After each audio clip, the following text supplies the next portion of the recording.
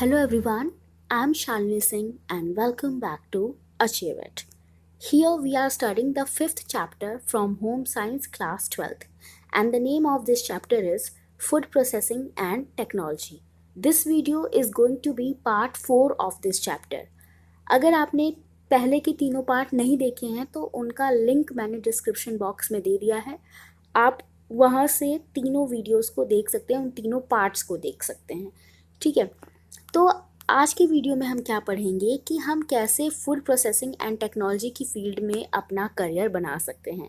अगर कोई person food processing and technology की फील्ड में करियर बनाना चाहता है तो उसके अंदर क्या क्या क्वालिटीज़ होनी चाहिए। ठीक है, तो ये रहा हमारा topic, preparing for a career. Food industry is involved in processing, manufacture, research and development, modifying existing food products, developing new products, researching consumer market and developing new technologies, ensuring food quality and monitoring food quality, improving quality control procedure, costing to ensure profitable production and regulatory affairs। देखो, food industry में क्या क्या चीज़ें involve होती हैं, क्या क्या काम होते हैं फूड इंडस्ट्री के अंदर, वो बताया गया है यहाँ पे। तो सबसे पहले क्या होता है कि इसमें फूड को प्रोसेस किया जाता है, रॉ मटेरियल से डिफरेंट फूड को मैन्युफैक्चर किया जाता है। ठीक है, फिर उसके बाद रिसर्च एंड डेवलपमेंट होती है। रिसर्च और डेवलपमेंट में ये सारी चीज़ें होती हैं। क्या क्या होती हैं? मॉडिफाई एग्जिस्टिंग फूड प्रोडक्ट, जो फूड प्रोडक्ट एग्जिस्ट कर रहा है, अभी जो फूड प्रोडक्ट है उसको कैसे मॉडिफाई कर दिया जा सकता है, उसको कैसे थोड़ा सा चेंज कर दिया जा सकता है। ठीक है, डेवलपिंग न्यू प्रोडक्ट्स, नए प्रोडक्ट्स कैसे बनाए जा सकते हैं।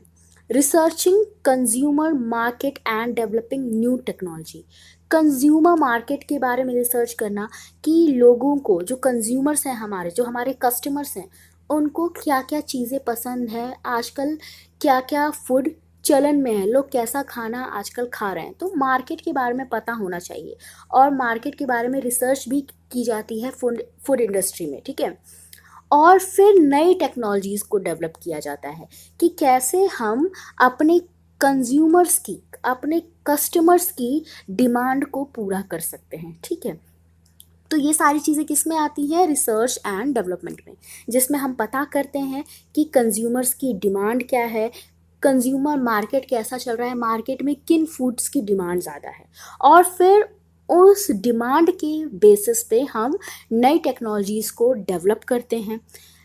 जो फूड अभी हैं उनको थोड़ा सा मॉडिफाई करके उनका रूप बदल देते हैं, उनके टेक्सचर को बदल देते हैं, उनके कलर को बदल देते हैं।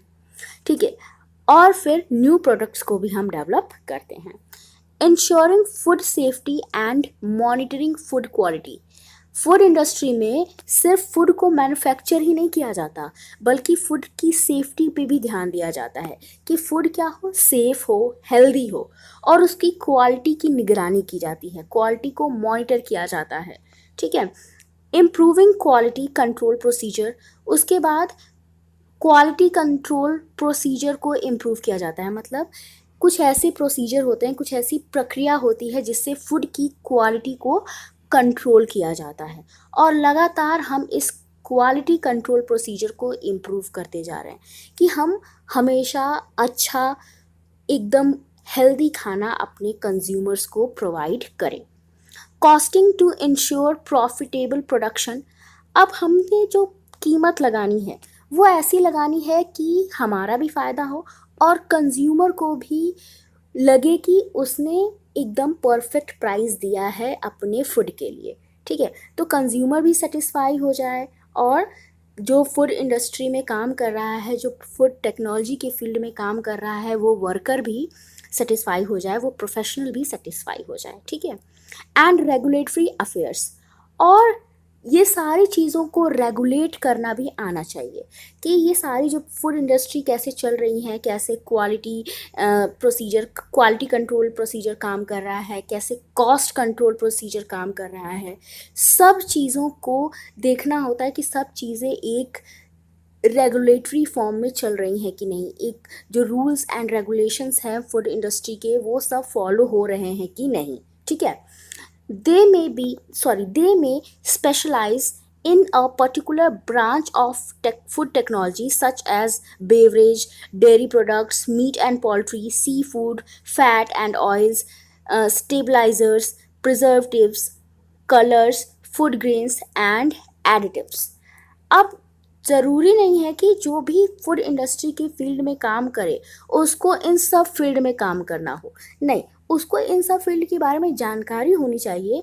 लेकिन कभी कभी ऐसा होता है कि कुछ लोग किसी स्पेशल फील्ड में क्या होते हैं, बहुत ज़्यादा अच्छे होते हैं, तो वो भी देखा जाता है कि आप फूड टेक्नोलॉजी की किस ब्रांच में अच्छे हो। कुछ लोग बेवरेजेस में अच्छे होते हैं जैसे चाय, कॉफ़ी, शरबत, ठीक है। कुछ लोग डेयरी प्रोडक्ट्स में, डेयरी प्रोडक्ट जैसे आपका दूध, दही, ठीक है। मीट और पोल्ट्री में कुछ लोग अच्छे होते हैं जैसे कि मीट कैसे बनाना है, मीट से डिफरेंट प्रोडक्ट को कैसे बनाना है। पोल्ट्री यानी कि वही आपका ये चिकन वगैरह की बात की जा रही है, अंडों की बात की जा रही है। सी फूड्स, ऐसे फूड जो कि हमें सी से प्राप्त होते हैं। फैट एंड ऑयल्स की, ऑयल्स का, घी का प्रोडक्शन कैसे करना है, फिर इसको यूज़ कैसे करना है, ठीक है। स्टेबलाइजर्स की कैसे फूड की क्वालिटी को स्टेबल रखा जा सके, ठीक है, उनकी लाइफ को, उनकी शेल्फ लाइफ को स्टेबल रखा जा सके, उन फूड को कैसे प्रिजर्व किया जा सके, फूड के कलर को कैसे अच्छा बनाया जा सके। फूड ग्रेन्स की फील्ड में कुछ लोग अच्छे होते हैं। कुछ लोग एडिटिव्स, एडिटिव्स क्या होते हैं, जिनको मिलाया जाता है रॉ मटेरियल के अंदर, और इन एडिटिव्स को मिलाने के बाद हमें एक दूसरा फूड मिलता है। जैसे कि आपने जब अचार बनाया तो आपको आम के किस रूप में मिला, रॉ मटेरियल के रूप में, और आपने एडिटिव के रूप में उसमें मसाले मिला दिए, तेल मिला दिया, नमक मिला दिया, तो जो मसाला, तेल, नमक आपने ऐड किया वो क्या हो गया, एडिटिव्स हो गए, ठीक है। तो जो भी व्यक्ति होगा, जो भी प्रोफेशनल होगा, वो इन सब में से किसी एक फील्ड में हो सकता है वो बेवरेज की फील्ड में बहुत अच्छा हो सकता है वो प्रिजर्वेटिव्स की फील्ड में बहुत अच्छा हो, कि वो बहुत अच्छे प्रिजर्वेटिव्स क्रिएट कर सकता हो, फूड को प्रिजर्व करना उसको आता हो, ठीक है। तो ये सारी चीज़ें होती हैं। A professional in this area requires knowledge and skills about, तो यहाँ पे कुछ स्किल्स बताई गई हैं जो एक प्रोफेशनल के अंदर होनी चाहिए, चाहे वो प्रोफेशनल फूड टेक्नोलॉजी की किसी भी ब्रांच में क्यों ना काम कर रहा हो, उसके अंदर कुछ नॉलेज और स्किल्स तो ज़रूर होनी चाहिए। तो सबसे पहले उसके पास नॉलेज होनी चाहिए फूड साइंस की, फूड केमिस्ट्री की, माइक्रोबायोलॉजी की, food processing, safety, quality assurance, good manufacturing practice and nutrition, इन सब के बारे में नॉलेज होनी चाहिए एक प्रोफेशनल के पास, ठीक है। इन सब का जिक्र हम पहले भी कर चुके हैं कि फूड साइंस क्या होता है, फूड केमिस्ट्री क्या होती है, ठीक। Analysis of raw and cooked manufactured food for consumption, quality and safety. अब उसको एनालिसिस भी करना आना चाहिए, उसे मूल्यांकन करना आना चाहिए, रॉ फूड का भी और मैन्युफैक्चर्ड फूड का भी, कि कच्चा फूड भी अगर वो ला रहा है तो उसकी क्वालिटी का भी उसको ध्यान रखना है कि उसकी क्वालिटी अच्छी होनी चाहिए, तभी तो उससे जो खाना बनेगा, जो उससे फाइनल प्रोडक्ट बनेगा वो भी अच्छा होगा। तो रॉ मटेरियल की क्वालिटी का भी ध्यान रखना चाहिए, सेफ्टी का ध्यान रखना चाहिए, और साथ ही साथ उससे बने खाने का भी, उससे तैयार हुए फूड का भी ध्यान रखना चाहिए, उसकी क्वालिटी पता होनी चाहिए, उसमें क्या क्या चीज़ें जुड़ी हुई हैं, उसका केमिकल कंपोजिशन कैसा है, ये सब पता होना चाहिए, उससे कौन कौन से न्यूट्रिएंट्स हमें मिलेंगे ये भी पता होने चाहिए। फिर थर्ड है food ingredients, their use in food preparation and food production on a large scale. Food ingredients के बारे में पता होना चाहिए कि एक फूड में कौन कौन से इंग्रेडिएंट यूज़ होंगे, और उन इंग्रेडिएंट्स को कैसे यूज़ करना है, कैसे उनको यूज़ करके खाना बनाना है, और फिर कैसे उनका यूज़ करके फूड प्रोडक्शन को एक बड़े स्केल पे ले जाना है, ठीक है। अगर आपको भारी मात्रा में कोई फूड तैयार करना है तो आप इंग्रेडिएंट को कैसे यूज़ करेंगे, कितनी मात्रा में यूज़ करेंगे, सब आपको पता होना चाहिए।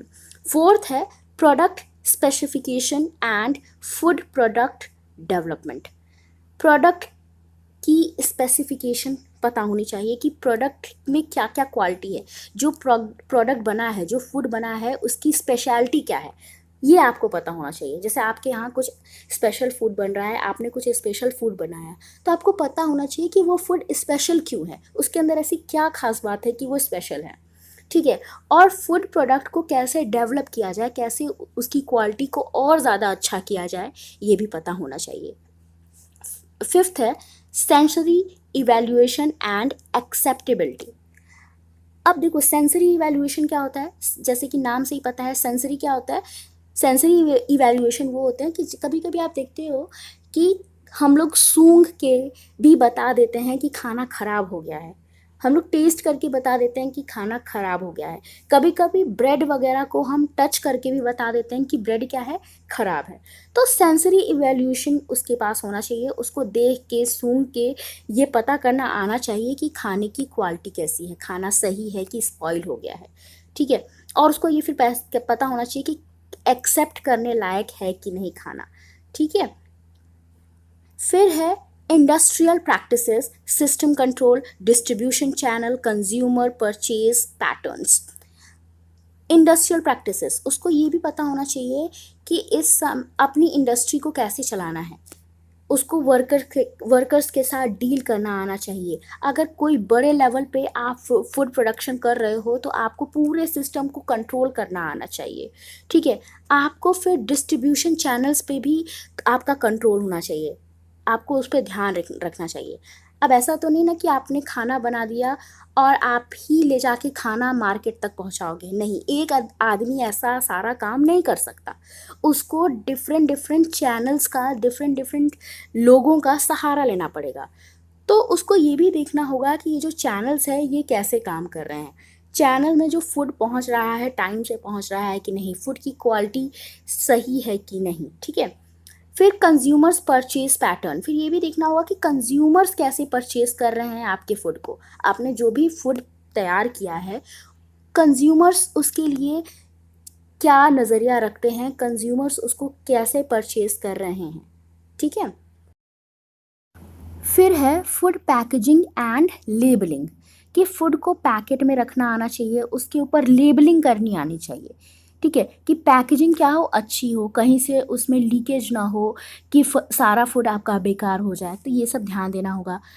पैकेट के ऊपर या अगर आपने डिब्बे में रखा है, केनिंग की है फूड की, तो केन के ऊपर या डिब्बे के ऊपर बाकायदे सारी चीज़ें लिखी होनी चाहिए कि फूड के अंदर कौन कौन से न्यूट्रिएंट्स हैं, कौन कौन से इंग्रेडिएंट मिलाए गए हैं और किस किस मात्रा में मिलाए गए हैं।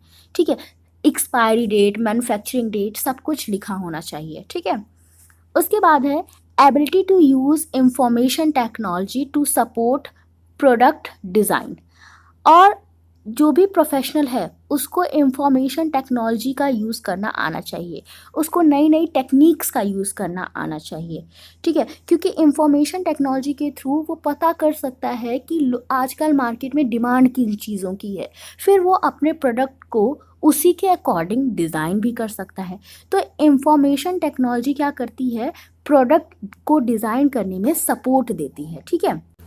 Next is carry out sensory evaluation, ये हम ऑलरेडी डिस्कस कर चुके हैं कि देख के, सूंघ के, टेस्ट करके फूड की क्वालिटी को बताना कि फूड खाने योग्य है कि नहीं।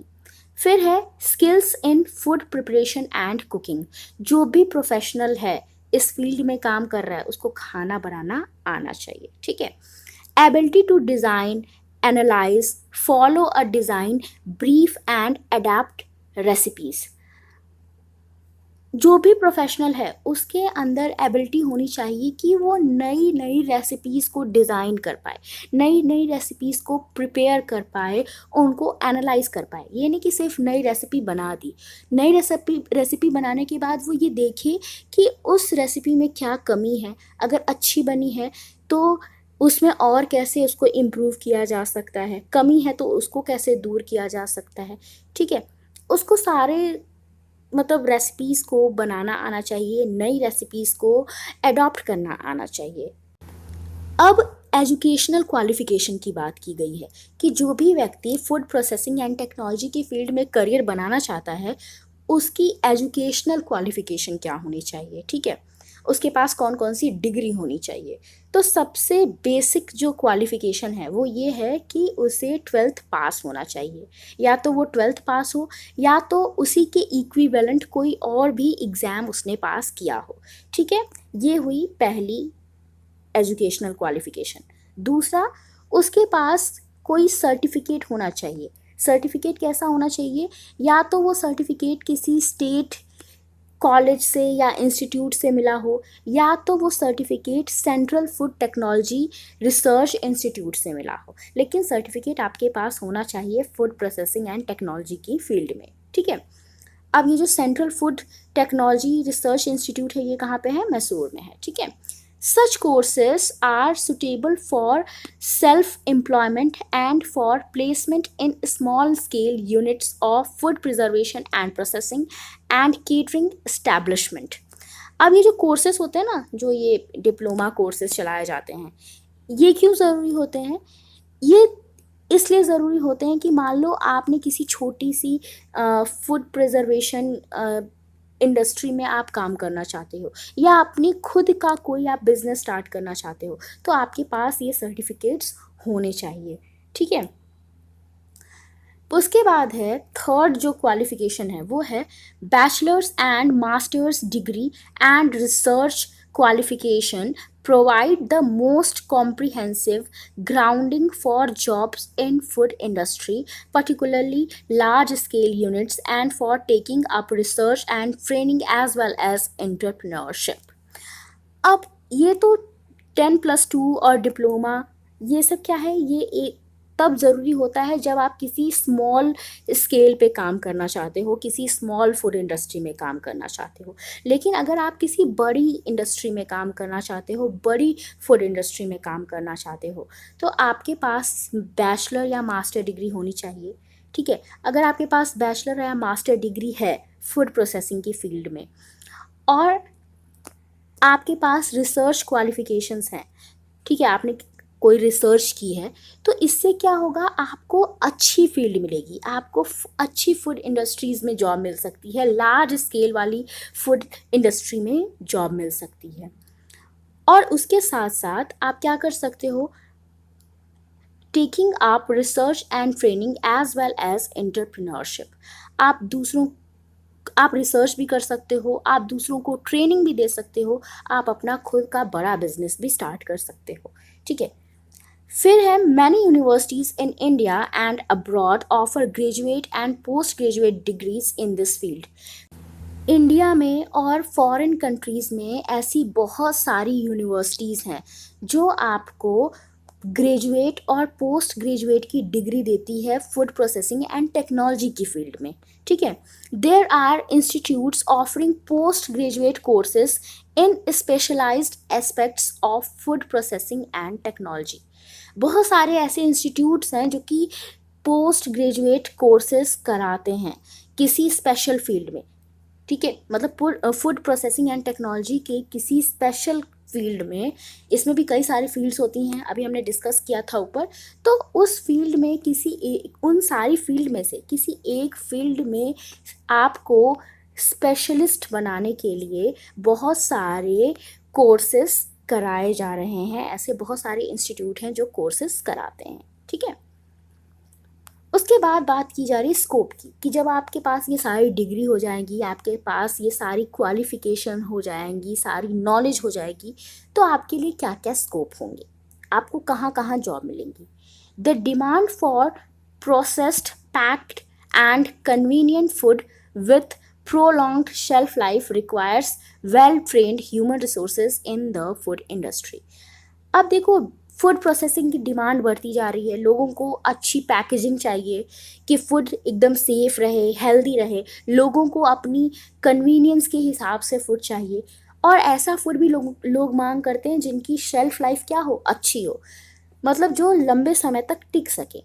तो इन सब चीज़ों के लिए ऐसे लोगों की ज़रूरत होती है जिनको फूड इंडस्ट्री के बारे में बहुत अच्छा नॉलेज हो, ठीक है। तो फूड इंडस्ट्री में बहुत ही स्किल्ड लोगों की ज़रूरत होती है, वेल ट्रेंड लोगों की ज़रूरत होती है।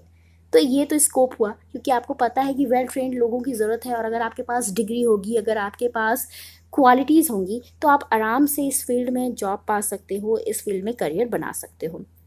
आगे है, there is an encouraging, challenging and rewarding future for professionals and career in food technology and food processing industry.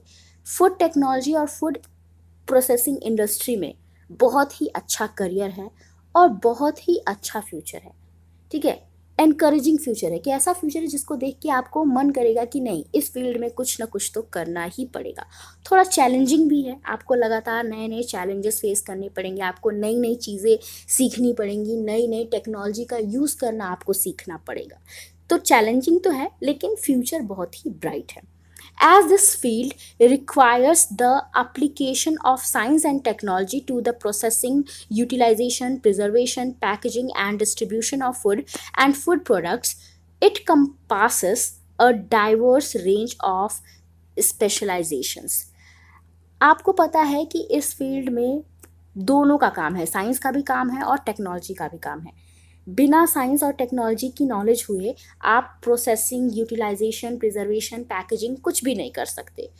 तो इसी वजह से यहाँ पे बहुत सारे स्पेशलिस्ट की ज़रूरत होती है, जो कि साइंस और टेक्नोलॉजी की फील्ड में क्या हो, स्पेशलिस्ट हो। ठीक है, जिनके पास अच्छा खासा नॉलेज हो टेक्नोलॉजी का, जिनके पास अच्छी खासी नॉलेज हो माइक्रो ऑर्गेनिज्म के बारे में, केमिस्ट्री के बारे में। ठीक है, फूड टेक्नोलॉजिस्ट की ज़रूरत खाली होटल और फूड इंडस्ट्रीज़ में नहीं होती, बल्कि हॉस्टल्स में भी होती हैं, हॉस्पिटल्स में भी होती हैं। हॉस्टल, हॉस्पिटल्स, इन जगहों पे भी जो हमारे फूड टेक्नोलॉजिस्ट होते हैं, वो फूड की क्वालिटी को इंश्योर करते हैं, फूड की क्वालिटी को कंट्रोल करते हैं। ठीक है, इसके अलावा जो भी फूड हम डेली खाते पीते हैं, पानी से लेके मीट, दूध, वेजिटेबल, फ्रूट्स, सबकी प्रोसेसिंग फूड टेक्नोलॉजिस्ट ही करता है। फूड टेक्नोलॉजिस्ट ही हर चीज़ की प्रोसेसिंग को, हर चीज़ की मैन्युफैक्चरिंग पे अपनी नज़र रखता है। ठीक है, तो बहुत ही एक कह सकते हो ब्रॉड एरिया है फूड टेक्नोलॉजिस्ट के लिए, जहाँ पे उसको काम करना पड़ता है। उसको लगभग हर एक एरिया में जहाँ पे फूड बनता है, जहाँ पे फूड प्रोसेस होता है, ठीक है, उस एरिया में उसको काम करना होता है। फूड सिर्फ ऐसा नहीं कि जो चीज़ हम खाते हैं, ऐसी भी चीज़ों की बात हुई जो चीज़ें हम पीते हैं, जैसे सॉफ्ट ड्रिंक इंडस्ट्रीज़ हो गई। ठीक है, डेयरी इंडस्ट्रीज़ हो गई, जिसमें हम जैसे आप कह सकते हो कि जहाँ पे दूध बनता है, दही बनती हैं, आइसक्रीम्स वगैरह बनती हैं, मीट प्रोसेसिंग हो गई। हर जगह फूड टेक्नोलॉजिस्ट अपना इम्पॉर्टेंट रोल प्ले करते हैं। ठीक है, their expertise is useful in various departments such as purchase and storage, processing, manufacture, quality monitoring and management, safety assessment, as well as research and development. अब ये जो food technologist होते हैं, इनकी जो नॉलेज होती है वो कई डिपार्टमेंट्स में काम आती है, जैसे फूड को स्टोर करना, उसको ख़रीदना, फूड को प्रोसेस करना, मैन्युफैक्चर करना, फूड की क्वालिटी पे ध्यान देना, फूड की क्वालिटी पे नज़र रखना, क्वालिटी को मैनेज करना, फूड की सेफ्टी पे ध्यान देना, सेफ्टी को इवैल्यूएट करना, और उसके साथ साथ रिसर्च भी करना कि मार्केट में किस चीज़ की डिमांड है, उसके अकॉर्डिंग अपनी इंडस्ट्री की डेवलपमेंट भी करना। ये सारा काम फूड टेक्नोलॉजिस्ट का होता है। ठीक है, beside this entrepreneurship is a highly rewarding Avenue. उसके अलावा अगर कोई व्यक्ति जिसके पास ये सारी क्वालिटीज़ हैं, वो अपना खुद का बिजनेस स्टार्ट कर दे, तो सोच लो उसको कितना फ़ायदा होगा। There are various avenue for employment. अब यहाँ पे कुछ एवेन्यू दिए गए हैं कि कौन कौन से कैरियर एवेन्यू है। तो सबसे पहला है प्रोडक्शन मैनेजर। आप फूड इंडस्ट्री में प्रोडक्शन मैनेजर बन सकते हो, प्रोजेक्ट इम्प्लीमेंटेशन कर सकते हो, प्रोजेक्ट को इम्प्लीमेंट कर सकते हो, मार्केटिंग एंड सेल्स पर्सनल बन सकते हो, फूड को बेच सकते हो, मार्केट में जाके लोगों को इसकी क्वालिटी बता सकते हो, लोगों को इसको ख़रीदने के लिए, इस फूड को यूज़ करने के लिए मोटिवेट कर सकते हो। ठीक है, फिर उसके बाद है सेंसरी इवैल्यूएशन। सेंसरी इवैल्यूएशन मैंने बताया क्या होता है कि फूड की क्वालिटी को देखना, उसको सूंघना, उसकी छू के, उसको टच करके उसकी क्वालिटी बताना, ठीक है।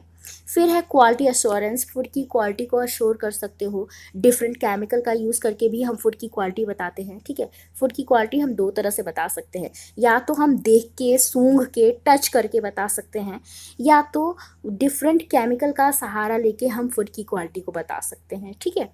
Research and development, product development, research कर सकते हो, फूड की डेवलपमेंट की फील्ड में काम कर सकते हो, किसी स्पेशल प्रोडक्ट की डेवलपमेंट की फील्ड में काम कर सकते हो कि उस स्पेशल प्रोडक्ट को कैसे डेवलप किया जाए, कैसे उसकी क्वालिटी इतनी बढ़ा दिया जाए कि वो मार्केट में उसकी वैल्यू बढ़ जाए।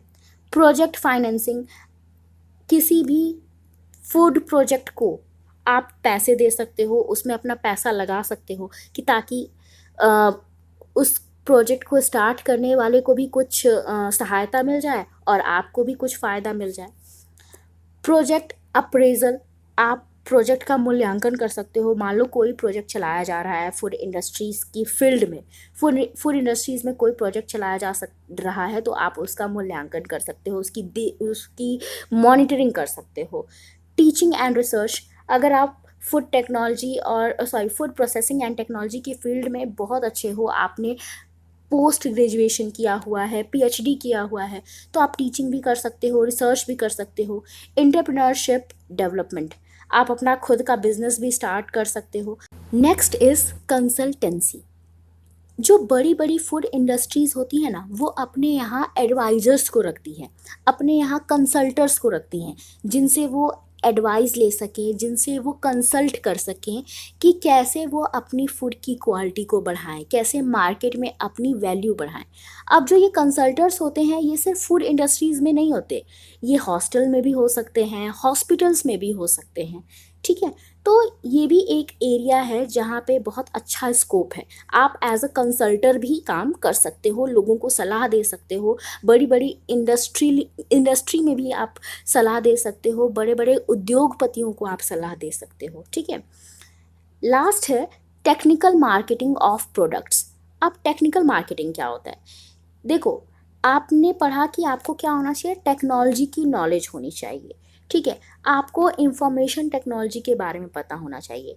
तो आप अपनी प्रोडक्ट्स की, जो भी आपने अपना प्रोडक्ट बनाया है, या आपकी जो भी कंपनी है उसने जो भी फूड प्रोडक्ट बनाया है, आप उसकी टेक्निकल मार्केटिंग कर सकते हो। टेक्निकल मार्केटिंग कैसे करोगे? आप सोशल मीडिया के थ्रू, डिफरेंट टेक्निक्स के थ्रू अपने उस प्रोडक्ट को लोगों तक पहुंचाओगे। आप डिफरेंट तरीके से अपने प्रोडक्ट को एडवर्टाइज कर सकते हो, डिफरेंट एडवर्टाइजमेंट का सहारा ले सकते हो, नई नई एडवर्टाइजमेंट क्रिएट कर सकते हो खुद से, ठीक है, और उसको लोगों तक पहुंचा सकते हो, ठीक है। तो टेक्निकल मार्केटिंग भी एक अच्छा क्षेत्र है जहाँ पे आप काम कर सकते हो। यहाँ पे भी बहुत अच्छा स्कोप है ऐसे पर्सन के लिए जिसने फूड टेक्नोलॉजी की फील्ड में रिसर्च की है, फूड टेक्नोलॉजी के फील्ड में पढ़ाई की है, जिसको टेक्नोलॉजी का अच्छा खासा ज्ञान है, ठीक है। अब है with globalisation Indian shores have opened up to foreign investments and technologies. अब देखो, ग्लोबलाइजेशन लगातार हो रहा है, तो ग्लोबलाइजेशन के साथ साथ हमारी इंडिया में फॉरेन इन्वेस्टमेंट बढ़ता जा रहा है। हमारे इंडिया में भी टेक्नोलॉजी का यूज़ करना हम लोगों ने स्टार्ट कर दिया है। अब हम बहुत हद तक टेक्नोलॉजीज़ को यूज़ करते हैं। As a result, many foreign companies and multinational companies are setting up their production, R&D, educational and outsourcing facilities in our country. अब ये ग्लोबलाइजेशन के कारण जो बहुत सारी फॉरेन इंडस्ट्रीज़ हैं, जो मल्टीनेशनल कंपनी हैं, हमारे यहाँ अपने प्रोडक्ट की अपने प्रोडक्शन को सेट कर रही हैं कि वो हमारी कंट्री में अपना प्रोडक्शन स्टार्ट करेंगी। बहुत सारी ऐसी मल्टीनेशनल कंपनीज़ भी हैं जो हमारी कंट्री में आके, इंडिया में आके यंगस्टर्स को एजुकेशनल फैसिलिटीज़ भी दे रही हैं। Thus, there is ample scope for food technologist, scientist in Indian as well as foreign organization. तो इस तरह हम कह सकते हैं कि जो हमारे फूड टेक्नोलॉजिस्ट या साइंटिस्ट हैं उनके लिए बहुत ही बड़ा स्कोप है, बहुत ही अच्छा खासा पर्याप्त स्कोप है, न केवल इंडियन ऑर्गेनाइजेशंस में बल्कि फॉरेन ऑर्गेनाइजेशंस में भी। Also, food processing industry provide good opportunity for export of products.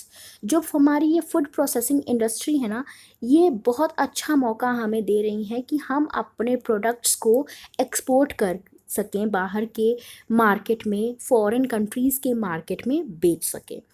Employment exchanges will also be strengthen and upgraded.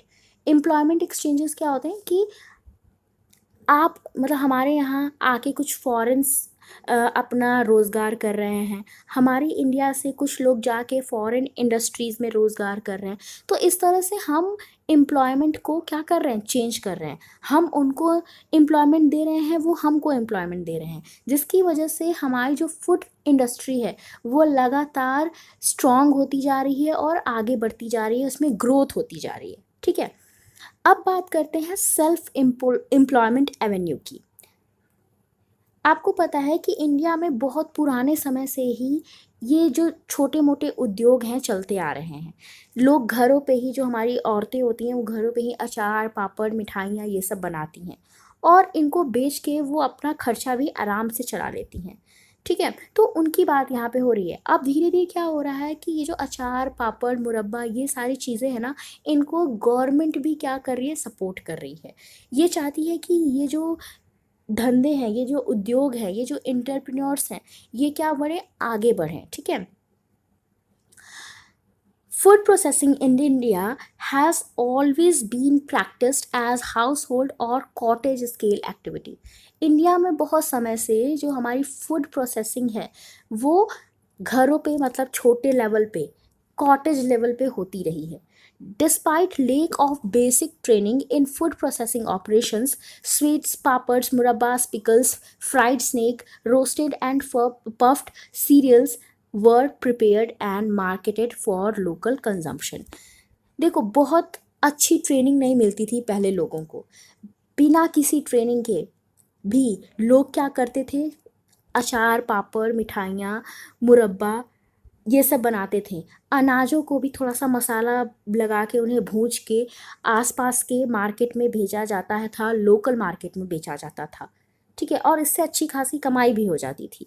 Now with the growth in agriculture, horticulture and pisciculture, the production of raw material has improved. अब क्या है, हमारे जो agriculture है, horticulture है, पेसिकल्चर है, इसमें क्या हो गया है, बहुत सारी ग्रोथ हुई है, जिसकी वजह से अब हमारे पास अच्छा खासा रॉ मटेरियल है। हम अच्छा खासा रॉ मटेरियल प्रोड्यूस कर पा रहे हैं। Also, the government is giving initiatives and support for entrepreneurs who want to start their own enterprise by the way of providing finance, training, infrastructure, and marketing facilities. Government भी अब इन लोगों का support कर रही है। वो लोग, जो लोग ये अचार, पापड़, मुरब्बा ये बनाते हैं, थोड़े छोटे लेवल पे काम करते हैं, छोटे लेवल पे ये सारे फूड प्रोडक्ट्स बनाते हैं, उनको गवर्नमेंट क्या कर रही है, पैसे दे रही है, फाइनेंस सर्विस प्रोवाइड कर रही है, ट्रेनिंग भी दे रही है गवर्नमेंट कि वो अपनी स्किल्स को क्या कर सके, और ज़्यादा इम्प्रूव कर सके, अपनी स्किल्स को बढ़ा सके। ठीक है, और उनको फिर एक मार्केट भी दिया जा रहा है कि आप जाइए यहाँ पे अपने फूड प्रोडक्ट्स को बेचिए, तो उनको मार्केटिंग फैसिलिटीज़ भी मिल रही हैं। ठीक है, financial support is provided by many banks with encouragement for women entrepreneurs. और जो हमारी वुमेन एंटरप्रेन्योर्स है, ऐसी उद्योग कर्मी जो कि औरतें हैं, उनको इनकरेज करने के लिए बहुत सारे बैंक ऐसे हैं जो कि फाइनेंशियल सपोर्ट दे रहे हैं। ठीक है, लोन्स वगैरह की सुविधा प्रदान की जा रही है। State government also contribute by providing space to those desirous of obtaining the same. अब कुछ बैंक ही नहीं बल्कि स्टेट गवर्नमेंट भी इन लोगों का सपोर्ट कर रही है जो इस फील्ड में, इस छोटे उद्योगों को अचार पापड़ मुरब्बा ये सब बनाने की फील्ड में आगे बढ़ना चाह रही है। उनके लिए स्टेट गवर्नमेंट भी क्या कर रही है, लगातार सपोर्ट दे रही है। A self-employment venture in food technology may be highly technology oriented and investment intensive, or it can be a very low key technology and low investment unit. Example: salted peanuts, drinking water pouch, dehydrated products, pickles, among others. देखो बहुत सारे ऐसे self employment ventures हैं जो क्या है, बहुत ज़्यादा हाईली, जिसमें बहुत अच्छी खासी टेक्नोलॉजी की ज़रूरत होती है, बहुत ज़्यादा इन्वेस्टमेंट की ज़रूरत होती है, ठीक है।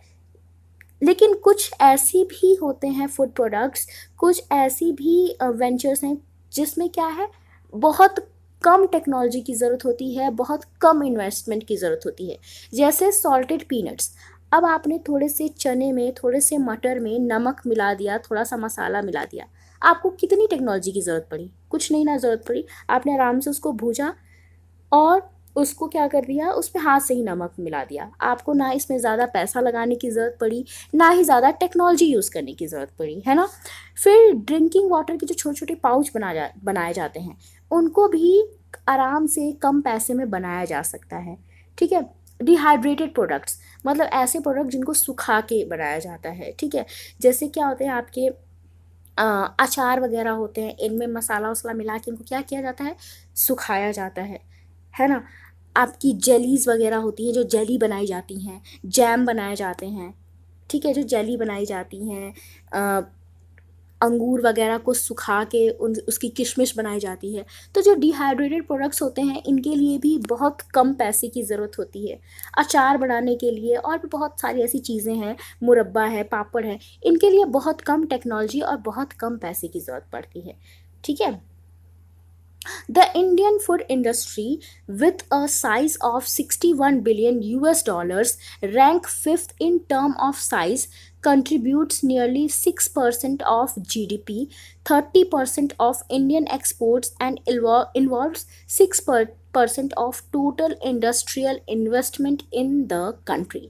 जो हमारी फूड इंडस्ट्री है उसका हमारी कंट्री में क्या रोल है? हमारी कंट्री की जीडीपी में लगभग 6% का कंट्रीब्यूशन कौन करती है? हमारी फूड इंडस्ट्री करती है, ठीक है। और इसका साइज़ कितना बड़ा है, ये मतलब 61 बिलियन US डॉलर इसमें लगा हुआ है, इसमें इतने पैसे लगे हुए हैं। रैंक क्या है इसका? 5वां रैंक है। हमारे इंडिया में जितनी भी इंडस्ट्रीज़ हैं उनमें 5वें नंबर पे हमारी इंडियन फूड इंडस्ट्री है, ठीक है।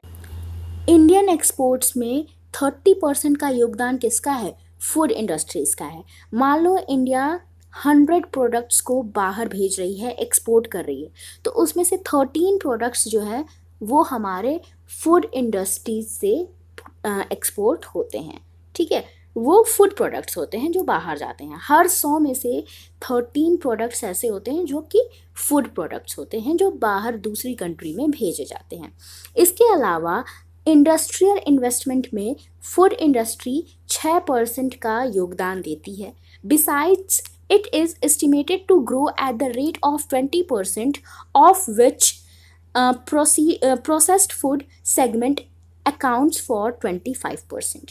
इसके अलावा ये जो फूड इंडस्ट्री है ये 20% की दर से लगातार आगे बढ़ती जा रही है, लगातार इसमें ग्रोथ हो रही है।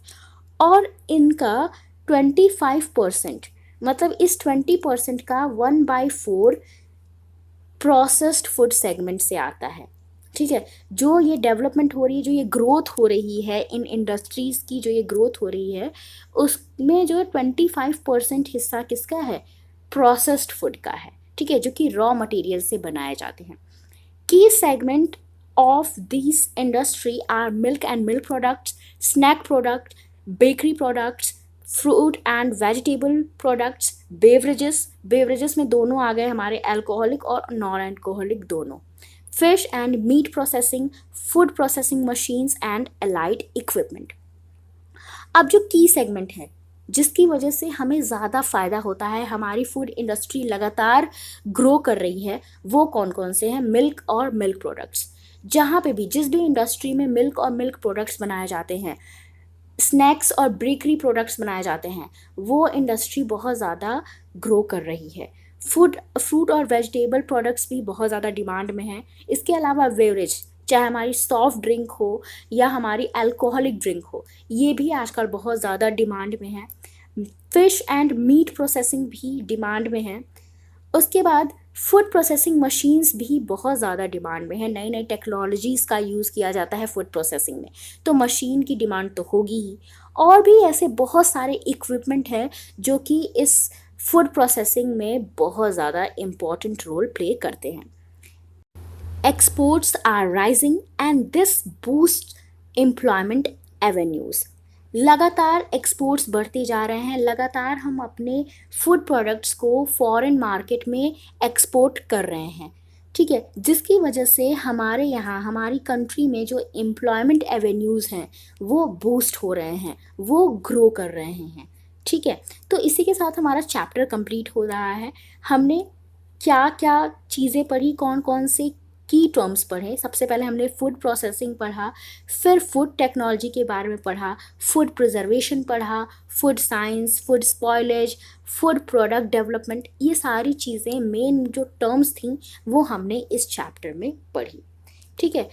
तो आई होप आपको ये चैप्टर पूरा अच्छे से समझ में आया होगा। देखो यहाँ पे क्वेश्चन में भी आपसे इन टर्म्स के बारे में पूछा गया है कि इन टर्म्स को एक्सप्लेन करिए, ठीक है। तो आई होप आपको सारे टर्म्स समझ में आए होंगे, जो जो टॉपिक हमने डिस्कस किए सब कुछ समझ में आया होगा। फिर भी अगर आपको कोई भी डाउट हो तो आप कमेंट सेक्शन के थ्रू मुझसे पूछ सकते हैं। अगर वीडियो अच्छा लगा हो तो लाइक कर देना, शेयर कर देना और चैनल को सब्सक्राइब कर देना। Thank you for watching.